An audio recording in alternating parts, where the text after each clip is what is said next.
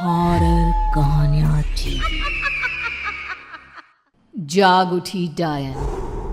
राजस्थान के एक छोटे से गांव में रहती थी रुक्मा देवी। उम्र यही कोई 60 साल की होगी उनकी। गांव के लोग कहते थे कि वो औरत नहीं बल्कि डायन थी, क्योंकि शादी होते ही रुक्मा के पति की मौत हो गई और फिर धीरे धीरे उसके परिवार के सब लोग एक एक करके खत्म हो गए और साथ ही गांव में पड़ा अकाल। जमीन सूख गई, खेती सूख गई, लोग भूखे मरने लगे। रुक्मा को गांव से बाहर निकाल दिया गया और तब से वो गांव के बाहर झोपड़ी बनाकर रहने लगी। कोई भी रुक्मा के घर के आजू बाजू से गुजरता तक नहीं था। एक दिन गांव के रहने वाले रतन और उसकी पत्नी आनंदी को दूसरे गांव से आते वक्त रात हो गई और अंधेरे में रास्ता भटक के वो रुक्मा की झोपड़ी के पास जा पहुंचे। अरे आनंदी, ये क्या हो गया? हम तो रुक्मा डायन की झोपड़ी के पास आ पहुंचे। अब तो सब बुरा होगा। जल्दी जल्दी से निकल यहाँ से। हाँ जी, सही कहते हैं आप। ये डायन हमको खा जाएगी। जल्दी भागो यहाँ से। तभी रुक्मा झोपड़ी से बाहर आती है। अरे रुको, तुम लोग यहाँ मेरी झोपड़ी में आराम कर लो और देखो, इस रास्ते पर आगे मत जाना। हाँ, हमें आगे जाने से इसलिए रोक रही है ना, ताकि हमें मार डाले तू? अरे ना, मैं तो तुम्हारी जान बचाना चाहती हूँ। मेरी बात तो सुनो। डर की वजह से आनंदी और रतन वहां से भाग जाते हैं, लेकिन फिर अगले दिन गांव में खबर फैलती है कि रतन और आनंदी ने अपने घर में फांसी लगाकर आत्महत्या कर ली। वजह क्या थी किसी की समझ में नहीं आया। अगले दिन गांव में जोर का तूफान आया और भयानक तरीके से किसी के रोने की आवाज गूंजने लगी। अरे भाई, लगता है उस डायन रुक्मा ने गांव पे काला जादू कर दिया है। हाँ भाई, मुझे भी ऐसा ही लग रहा है। लगता है कल आनंदी और रतन मर गए। लगता है ये उसी का किया धरा है। हमें सरपंच के पास चलना चाहिए। वो दोनों आदमी सरपंच के घर पहुंचते हैं।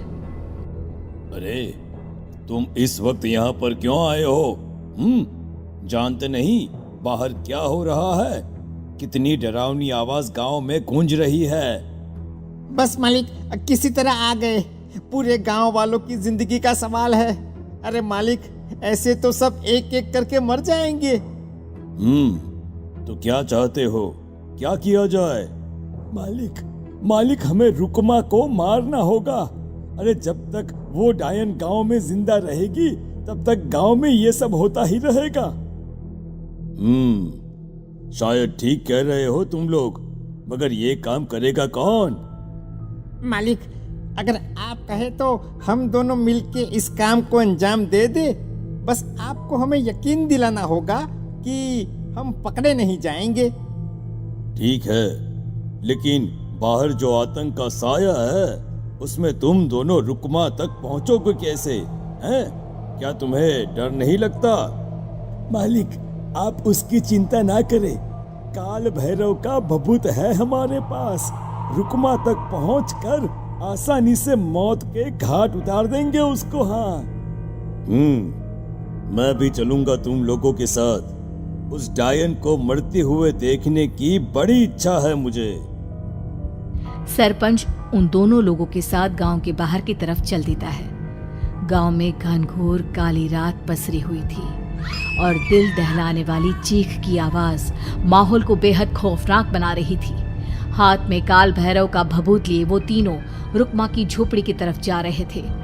वहां पहुंचने के बाद, ये लो खंजर और पार कर दो इस डायन के कलेजे के अंदर। मालिक, आप बस यहीं खड़े होकर नजारा देखो। आज ना बचेगी ये। हाँ मालिक, ये भभूत अब इसकी जरूरत नहीं है। मैं इसे यहाँ पेड़ की डाली पे रख देता हूँ। लौटते वक्त हमारी रक्षा करेगा।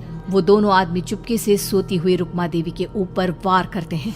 एक जोरदार चीख से वो इलाका गूंज उठता है, लेकिन अचानक रुक्मा के शरीर से जो खून बहता है उसका रंग नीला था।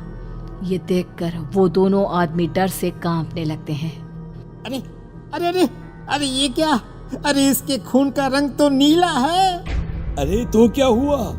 डायन जो ठहरी इंसान नहीं है ये, और आज इस बात का पक्का यकीन हो गया है। मर गई चुड़ैल, मर जाने दे। चल सरपंच साहब को जाकर ये खबर सुनाते हैं। वो दोनों जैसे ही बाहर आए, उन्होंने देखा सरपंच की लाश पेड़ पे लटकी हुई थी। ये देखकर वो दोनों डर के मारे चीखते हुए वहां से भागे, लेकिन तभी एक बेहद डरावनी औरत उनके सामने आकर खड़ी हो गई। कहाँ जा रहे हो? तुम्हें क्या लगा किसी का खून करके बच जाओगे तुम? कौन हो तुम? कौन हो? हमने तो डायन को मारा है, कुछ गलत नहीं किया भाई। वो डायन नहीं थी, वो इस गांव की रक्षा कर रही थी। तुम कौन हो? और तुम्हें कैसे पता वो कौन थी? उसने रतन और आनंदी को मार डाला। रतन और आनंदी को मना किया था रुक्मा ने इस रास्ते से आगे जाने से, पर वही दोनों माने नहीं, और उन दोनों ने मुझे देख लिया था, इसलिए उनका मरना तो तय था। क्या मतलब तूने मारा था? और हम समझ रहे थे कि रुक्मा ये सब कर रही है। अरे वो तो मेरे कब्जे में थी, रोज अपने खून का चढ़ावा देकर इस गांव को बचा रही थी, तभी तो उसका खून नीला पड़ गया था। लेकिन तुमने तो उसे मारकर मेरा काम आसान कर दिया। अरे नहीं नहीं, हम नहीं मानते कि ये सच है। नहीं मानते तो बताओ सरपंच कैसे मरा फिर? क्योंकि उस वक्त तो तुम लोग रुक्मा को मार रहे थे ना। जवाब दो। हाँ, बात तो सही है। इसका मतलब इसका मतलब अब तुम लोगों ने अपनी मौत को खुद दावत दी है, क्योंकि जो तुम लोगों को बचाने की कोशिश कर रही थी वो तो अब रही नहीं। अरे लेकिन कौन है वो जो हम लोगों को मारना चाहता है? आत्मा, रुक्मा के घर वालों की आत्मा। वो लोग कोई आम आदमी नहीं, खूनी भेड़िए थे, और रुक्मा ने उनका ये राज जान लिया था। रुक्मा के अंदर शक्तियां थी जिसके चलते उसने उन सबको खत्म कर दिया। क्या? अरे लेकिन पूरा गांव तो समझ रहा था कि रुक्मा अपने घर वालों को खा गई।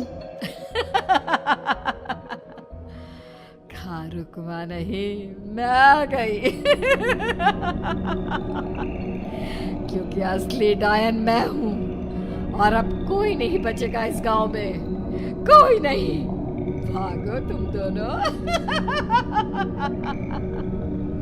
वो दोनों आदमी पागलों की तरह भागते हुए गांव पहुंचते हैं। वहां देखते हैं कि पूरा गांव खुद की नदी बन चुका था।